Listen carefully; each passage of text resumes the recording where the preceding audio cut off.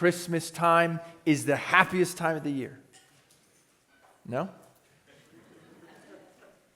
It can be, right? In fact, I think a lot of people know that it's supposed to be, but it's not always the experience. And in fact, the promise of the music and the lights and the song and the gifts and the vacations and it all points that this should be the happiest time of the year. Why aren't you happy? Because in fact, the message underneath all that, for most of us, we understand it's like this should be the time where I am the happiest. Right? If there was ever a time that I should feel satisfied and relaxed and just enjoying everything and just treasured, and man, it should be now. But that's not always the experience. In fact, for some, it's a very lonely time. For some, it's stressful as more things are added to the plate we already thought was too full. For others, it's disappointing that there are these expectations that just will not be met. And for others, it's painful because it magnifies things that are gone and you wish they weren't. Even for those who enjoy it and really strive into the happiness of Christmas time, it doesn't last. That eventually the vacation ends and the credit card bill comes and you have to shove all the decorations back where they were, and the gray winter drags on, and Monday is here. And see, Christmas time, even as this ideal, it just doesn't last with that happiness. Now, I think the reason for that is because we learned to celebrate it in a wrong way. In fact, we've been taught, culture teaches this for sure, but even just in our own hearts, we tend this way. We celebrate Christmas by putting ourselves at the center of it. And when we're at the center, we miss the point.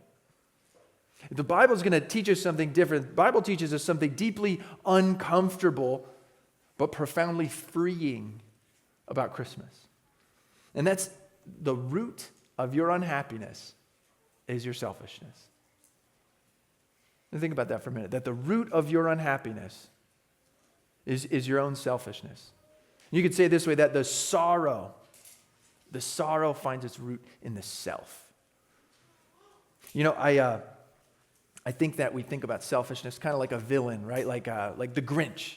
The Grinch is the picture of selfishness, and he's stealing from everybody. He's ruining everybody's Christmas, but that's really not what selfishness in most of our lives look like. It's much more subtle. Most of the time for us, selfishness, it sneaks in. It's this quiet, it's this subtle thing. It's this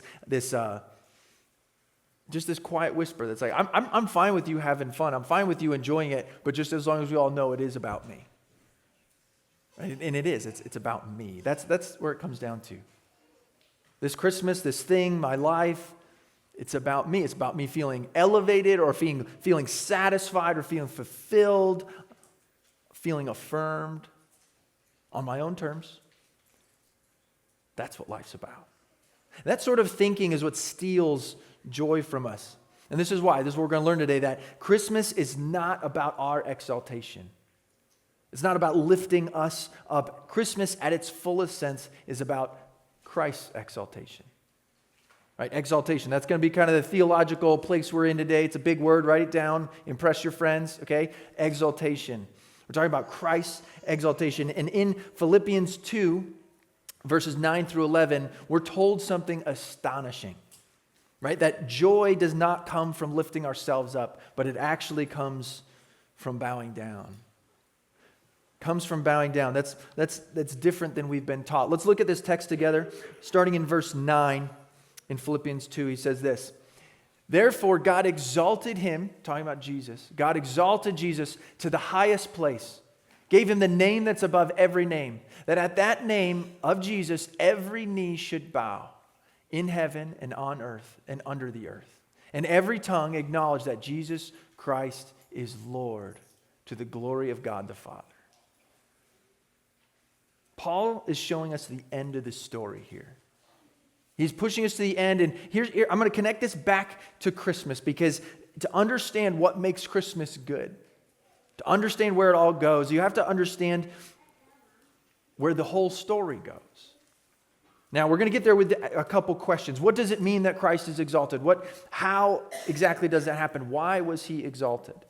And as we work through these questions, it's going to come to the point where it says, okay, because Christ was exalted, and what that means, it changes me today. That's where we're going to go. That's where we're going to go. And I know a lot of you are stuck, right? You have the sad Christmas blues. I get it, all right? So that's what we're going to work on today. There's some Christmas encouragement, all right? So Christmas encouragement, number one, is going to come from this point, that Christ is exalted. And you're like, I'm not sure how that changes my Christmas. Listen, the fact that Christ is lifted up means you don't need to lift yourself up. Right? If we get this point, that the idea that Christ himself is lifted up, and we're going to get into that, then that changes what we're supposed to do with us. That I don't need to worry about me lifting up. I don't need to worry about me being the center, because somebody's already in that seat.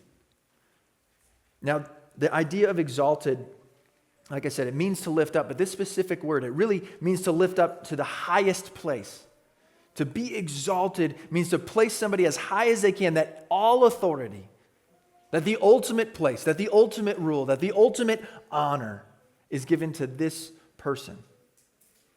Now, the name above every name, okay? When we talk about exalted, it pours right into this idea of name. Once he's there, what does that mean? It means he has this title. He has this office. He has this location. This belongs to him. There's this identity. When Caesar ruled pretty much most of all the known world, he would call himself Lord. Kurios. And that word Lord, you couldn't just take it. You couldn't just say, well, I'm Lord over here. Because Lord, by definition, means like I have the ultimate place. That I've been exalted up, that I have the rule, I have the reign, I have the authority, I get the respect, it's about me. It all points to me, it all comes from me. In fact, in a really weird sort of way, they would actually teach that Caesar, it was a son of God, that the divine authority, that the reason you have to listen to him is because he's getting his authority from God. And Christmas is this story about a humble baby that would come and disrupt everything and say, and actually this is the Son of God. Actually this is the Lord. Actually it wouldn't be a man who's using this to make himself the center of the universe. But in fact, it's a baby who God says, I'm making it about him. That the Father himself would take this baby and exalt him. The fact that Jesus is exalted changes how we should view Christmas. It changes because we know where the story goes. Jesus has supreme authority. Jesus has final say. Jesus reigns over every power and every nation and every life. And what Caesar would want people to believe is that, no, it's about me. And so from the very beginnings of this story, you read through the Christmas story and you have a king, King Herod, who's vehemently opposed to any other kings coming around. And it's actually it's bigger than just this little battle against King Herod. It goes against everything in the known world has as a power structure. And it would be Jesus himself, the arrival of a king whose reign is going to be fully revealed. We can be encouraged at Christmas because we know what happens. That little baby grows up to be exalted as the Lord. Because Christ is exalted, it changes how we should look at Christmas. That's good news. But why is it good news for us? Right? Like, again, theological terms, and it's easy to read this kind of as black and white and not really necessarily much for my life. There's a group of us pastors and a couple church plants that we helped start up and things like that. And we all decided, hey, let's all do this Christmas series together. And I'm like, why did I decide to do this? This was a terrible idea. Like this passage, it's not Christmas, you know? But then when you stop and you take time to kind of make your heart think through it, what does it mean that Christ would be lifted up when all I've tried to do my whole life is lift myself up? What does it mean that Christmas would show how far down Jesus would come to love people? And that God would see that humility, and because of the humility, lift him up. The fact that Christ is exalted should encourage me, man. Christmas reminds me of some good things. I want you to think about it this way. One of the reasons this is so important to us to celebrate, the reason it's good news for us, is because if you're a Christian, you're in the family of God. And when somebody in your family is exalted, right? You think about some major sports event, or somebody finishes some big accomplishment and they get something, right? You're celebrating this person. We have all sorts of things that we do to celebrate family. We get together and we throw parties and we do this and we take pictures. And we do this. Why? Because we're celebrating this person. Because we love them. This past week we went down and visited Caitlin's family in Arizona. And one of her one of her cousins graduated from college while we were down there, one of the days, I guess. And every person that we came in contact, it was uncle, and there was a cousin, and there was an aunt, and there was a grandma, and there was a different grandma. And they would all be like, hey, did you hear so-and-so? She graduated, she got her degree. You know, well, then they're going to show me a bunch of pictures. And I'm like, yeah, I heard, you know. So somebody else had better pictures. Yeah. Why? Why are they all celebrating? Because this is our family. Let's look at this person. They accomplished it. This is great. We celebrate them because we love them. And there's just a reality of that where you're like, man, I love Jesus. And the fact that he is exalted, we just celebrate that he is in this place. Because even before we get to the great news about how it trickles down to us, like someone we love is being exalted. That's what it means to be a family. But it does trickle down. It does trickle down to affect us in that we are able to know that I'm a part of this body. Like Jesus is the head of this body, but I'm a part of it, which means I get to share in all the greatness of what he wins. And the fact that he wins is a fight that I could never win myself. I get to benefit from his exaltation. Christmas is not just a gift that Jesus came into the world as some baby 2,000 years ago. It's that God himself would interrupt our world. God would see you in your filth, in your brokenness, with your scars, and say, this doesn't have to be your story. And he would fight the battles that you've lost. He would rescue you. The fact that Christ is exalted encourages us. But here's the thing. Not everybody knows that. Right? Not everybody admits that.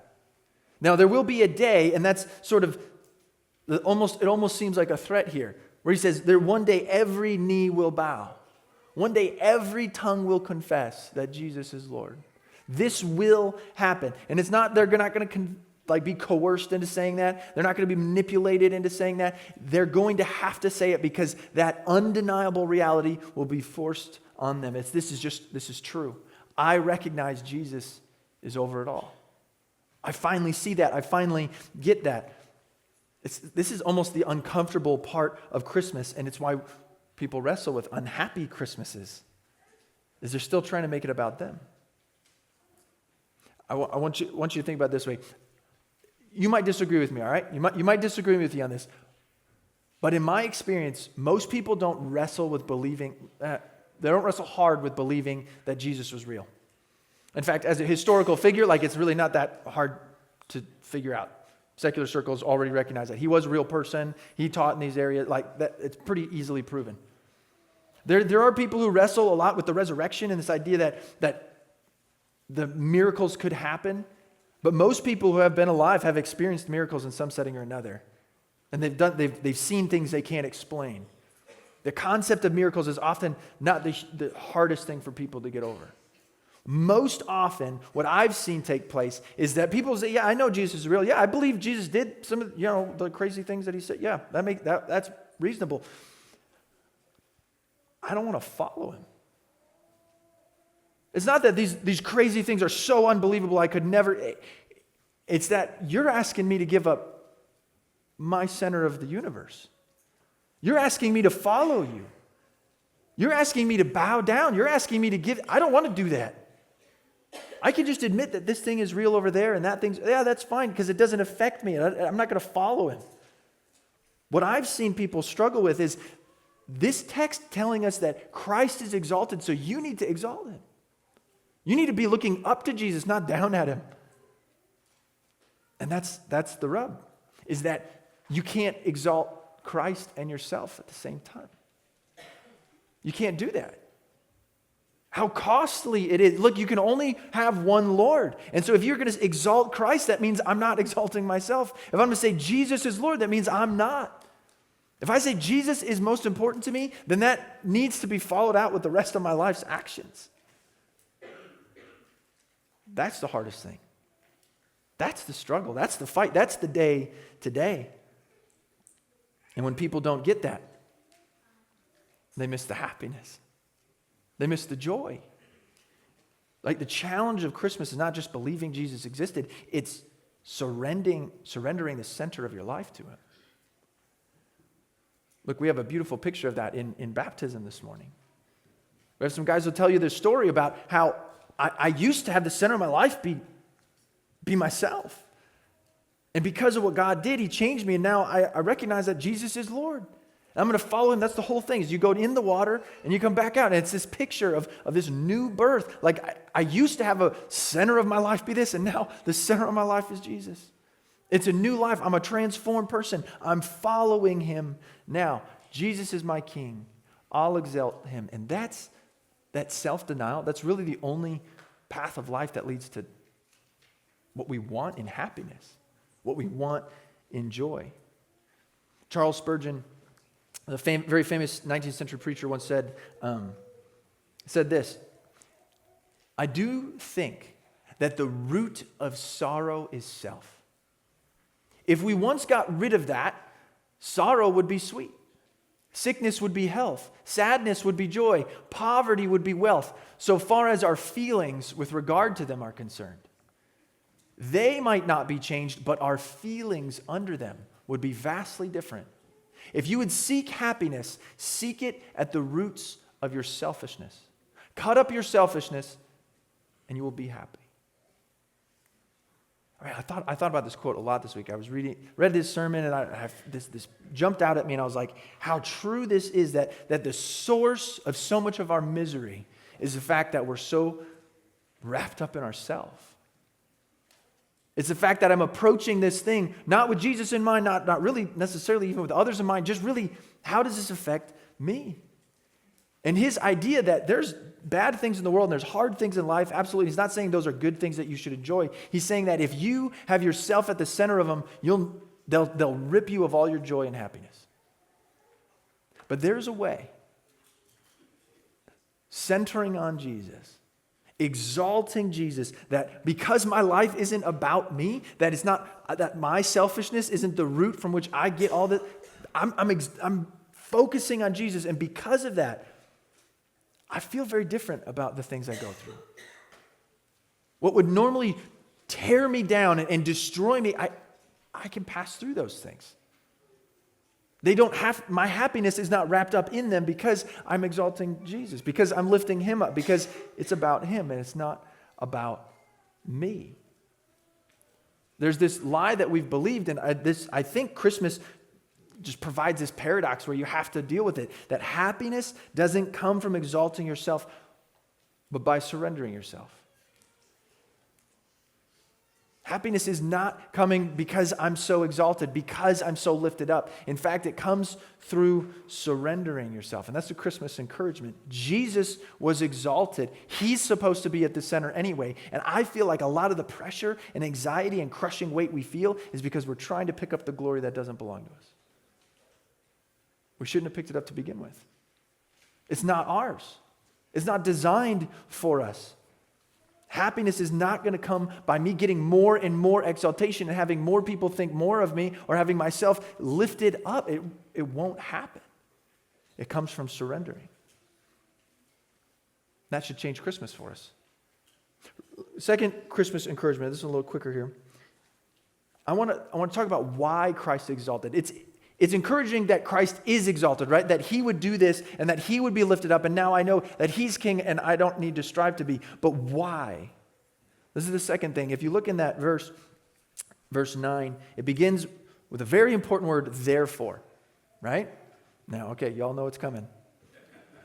When we come up to therefore, we always ask, What's it there for? Oh, music to my soul. What's it there for? Because that's what he's doing. That's what the word is often. It's capturing everything I just said. It's the argument. It's the logic. It's the example. Whatever I just said, and saying, because of this thing, this other thing is true. That's what, if you want to understand that, you got to understand this. That's what he's saying. Because of this, because the last couple verses that we've worked through the last few weeks, that because that he would step down into death for us. That he would step down from heaven to earth, that he would step down into the role of a servant, that he would step down into an obedient servant all the way to death, and that even in that death it would be on a cross, and he would do all these things. Therefore, because he's willing to do that, because he walked this path, God will lift him up. Right? So we've talked about this hymn is what it called, this passage, and you have the downward beginning. And we've reached the bottom with his death at the cross. And because of that, now we swing back up. And now he's going to be exalted. Now he's going to be lifted up. Now it goes up and up and up until the end. In this, therefore, it connects us back to the worst point, that Jesus would enter our place on the cross. And because he humbled himself, he's exalted. Because he descended, the Father lifted him up. It seems so opposite of what makes sense, doesn't it? Like you think about your own life, you think about what you've been taught. Maybe you learned it in the books, maybe you learned it just school of hard knocks. But most of what we fight for, most of what we try to do is the opposite of that logic. It's that I need to fight for me. I'm not going to descend. No, I'm going to ascend. I'm going to knock somebody's teeth out. I'm going to assert myself. I'm going to promote myself. I'm going to prioritize myself. I'm going to elevate myself. That's me. Because that's the only way I get up. That's the only way I'm safe.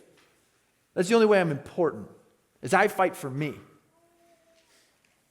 And Jesus gives us the opposite.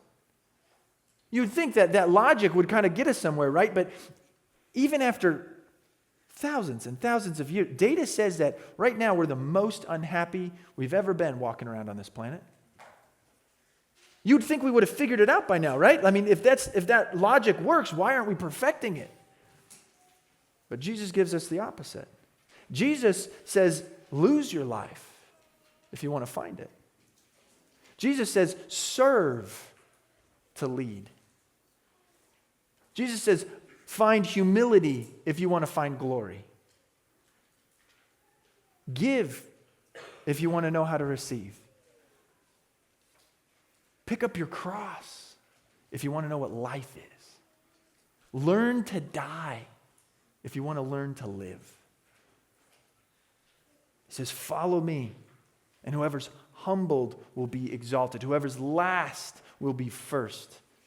Think about this logic. It's what he exercised in all the things he taught, right? One of the most famous teachings of Jesus is the Beatitudes, right? Or like the Sermon on the Mount. And he's sitting there and he's teaching and he's saying these things that are so simple and yet so profound. Why? Because they're the opposite of everything we think and feel, right? He says things like, you want to be happy, like blessed. Right? This word means happy. You want to truly be happy? You got to be poor in spirit, not prideful, not huge. You want to be happy? Learn to be merciful. You want to be happy? Learn to be meek. This is the opposite of everything you've thought, everything you've felt, and most of what you've been taught. It's the opposite logic of the world. If you want to go up, you got to learn to go down. You got to learn to be humbled. Moses is an example. In fact, it's very interesting. Paul, he's explaining this, right? He's recording this hymn for us. And then in the letter to the 2 Corinthians, he brings up this really kind of weird example of Moses. And I just, this stuck with me, and I thought we need to talk about this. Paul's describing, hey, back in the Old Testament, they were given this promise in the law to follow God's ways and to be God's people this way. But then he says there's a better promise that comes with Jesus. And so there's this kind of contrast between the two, and he uses Moses as an example. Because Moses had this experience where he would go up onto the mountain and he would be with God, right? And he would be recording, whether it was recording the law or hearing or just being there. And Because of that, he would come down and it said his face would shine. That's crazy, right? So he's got like this like light bulb syndrome thing going, right? Okay, he's shining because of the glory of God. And then it said it would be in his, go out to Israel, and people would be like, wow, this is crazy. And then it said that he would actually veil his face. He would cover up. And Paul's going to make the point here that people were being, his face was being hidden. Listen to this. In 2 Corinthians, it says this: we are not like Moses, who would put a veil over his face to prevent the Israelites from seeing the end of what was passing. Now, when I was kind of reading this, in my mind, it just kind of stopped halfway through. It said, like, we're not like Moses, who would put a veil over his face to prevent the Israelites from seeing. Meaning, like, I was with God, and now my face is glowing, which is, like, really weird, and I'm just going to hide that. That's not what he was hiding. It says that he was hiding it because he didn't want them to see it fade away. That they would look at Moses and be like, man, Moses, you are like the glory of God has transformed you, and now when we look at you, like, wow. And then the next day it would be a little less. And they'd be like, what's wrong, Moses? You losing your shine? Like the pixie dust kind of wearing off? Like, what's going on, Moses? There's like almost this like shamefulness that they would see, oh no, it's not staying. That I experienced this and it kind of changed me, but it didn't change me permanently. And that's really Paul's point, because a few verses later he says this in verse 18, and we all who with unveiled faces contemplate the Lord's glory are being transformed into his image with ever increasing glory. He's saying that when we truly see Jesus, when we truly experience this, it's this permanent change that continues to transform us. That what happened with Moses was temporary, so he veiled it, and that veil was the temporary thing. But now, in Jesus, that veil's pulled back, and we get to see the Son who came down, who is exalted, and we go, okay, I recognize that, I see that, I can fully understand that, I'm going to think, and I'm going to be changed by it. And as I'm changed by this, it makes me look more like Jesus. He's saying, in a word, he would say, when we behold Jesus, we become like Jesus. That's what we're being called into, that Jesus is exalted, and we look up and we see him and we go, I get that. That makes more sense than me being exalted. That makes more sense than my life centering on me. That makes more sense than me trying to be God myself. And I behold him and I say, that's right, and I contemplate what that glory is, and it transforms me. And I become more like Jesus. That it changes my heart. It changes what I love. It changes how I love people. That I would be different. That I would be more like Jesus. We're being made new. With an unveiled face. There's no shame in this. The promise is good. The veil is gone. I can look at it. I can know God. I can know Jesus. I can put him where he's supposed to be. And I can find joy in that. See, the people who we look up to, whether it's personally, whether it's in history, they've never been the ones that have seized the power for themselves. Never. Nobody's looking up to the dictators. Nobody's looking up to the war criminals. Nobody's looking up to the people who have skeeved their way through power. It's the martyrs. It's the ones who believed it and were willing to die for it. It's the people who would lay down everything and say, my life's not about me. Think about it. The people you look up to the most are the selfless ones. It's always been that way. It's always been that way. That we're impressed, that we're moved. And the invitation is that when we behold Jesus, we can become like him in that selflessness, in that love. Last Christmas encouragement for today. I want to talk just a second about how Christ is exalted. That verse 9 says, therefore God exalted him. God exalted him. He was exalted by the Father. Not by himself, not by others. I just want to make this point that when Jesus saw the world, he did not see like, okay, this is my opportunity of Instagram followers. Right? This is my platform. This is how far I could get my publicity to go.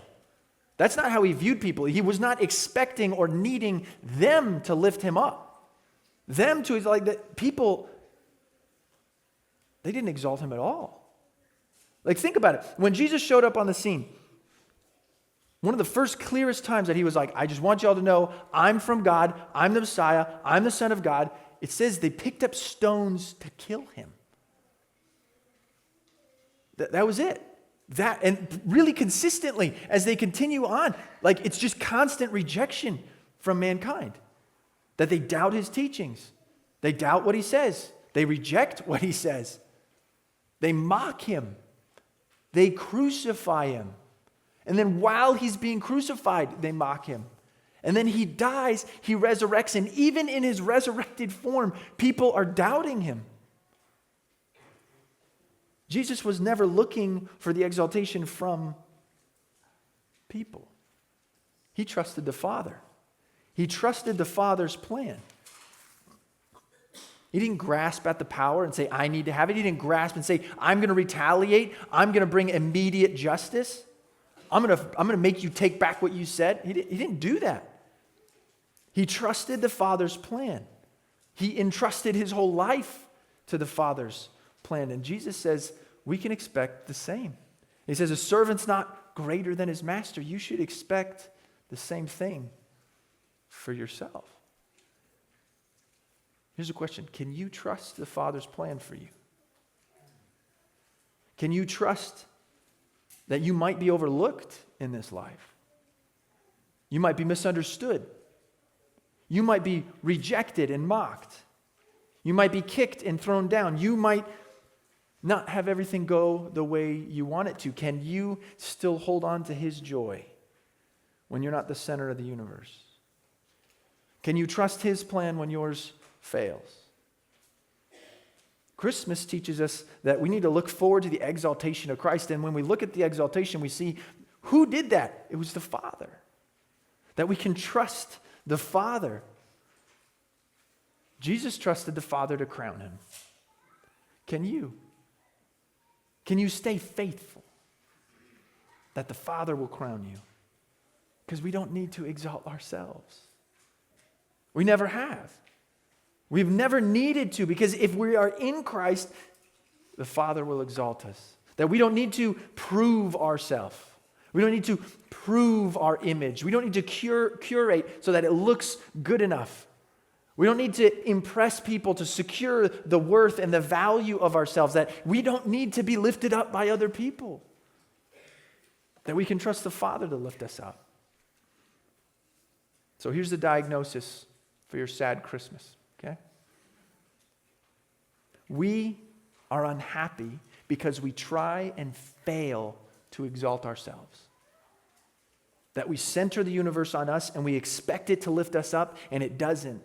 And so we chase the recognition or the approval or the control or the validation. Whatever that is, it fails us, and then we feel anxious because we don't know where our safety is going to come from.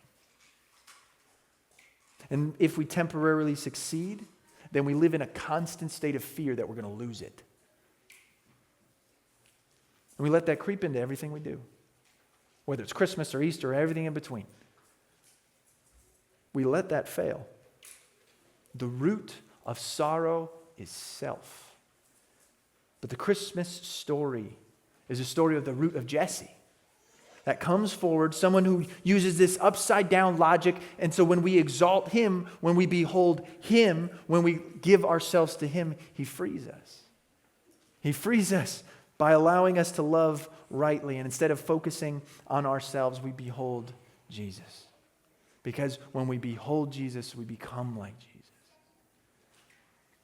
And then you start to be changed. That glory, right, with the unveiled face, we look at it, we see it now, and the glory, that trueness of who Jesus is, the truth of who he is, it changes me, and slowly I become more like him. I increase in that the reflection of his glory in my life becomes more clear. It doesn't diminish, it doesn't pull away, because he was good enough. He secured it for me. That in his exaltation, it becomes mine. That I get to be lifted up because I'm in Christ. I'm in his family. And like really practically what that looks like is around you, you start to see your pride loosen and fall away. You start to see sensitivity to things like mercy and compassion. Those seem to grow. You can watch your joy deepen. You can see purpose start to unfold. Why? Because happiness is not found in the self-exaltation. It's found in Christ's exaltation. So this Christmas, pay attention to where your heart slips into. How it will root itself in the center of your universe, and you have to tell it no. You have to bring it back. Because it'll show up by you trying to prove yourself to other people so that they'll exalt you. Right? It'll show up by trying to justify your value in what you did. It will try to show up by impressing certain things or certain people. Because then I'll feel satisfied of all the obligations got thrown on me, and now I do this and I do that. And the little lie underneath there, well, it might seem like a servant-heartedness. It can easily be so that everybody's impressed with me, so that they lift me up. Christmas says, come bow at the manger. Come rest. Come fix your eyes on Jesus, because when we behold Jesus, we become like Jesus.